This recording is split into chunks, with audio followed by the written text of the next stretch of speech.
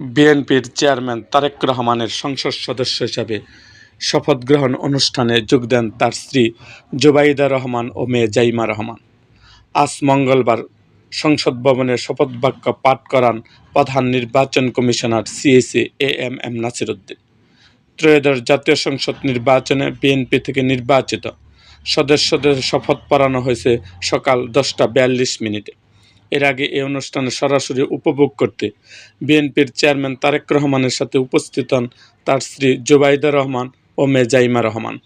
বিএনপির জামায়াতসহ সব দলের নির্বাচিত সংসদ সদস্যরা জাতীয় সংসদ সচিবালয়ের শপথ গ্রহণ কক্ষে এসে উপস্থিত হয়েছেন।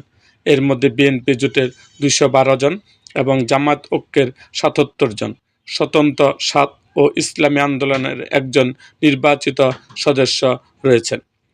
এরকম আরও ভিডিও পেতে এবং রাজনৈতিক অঙ্গনের নানা ঘটনা ও ইতিহাস জানতে আমাদের মুক্তাগাছার ইতিহাস মিডিয়া ইউটিউব চ্যানেলটিকে সাবস্ক্রাইব করুন এবং পাশে থাকা বেল আইকনটি বাজিয়ে দিন।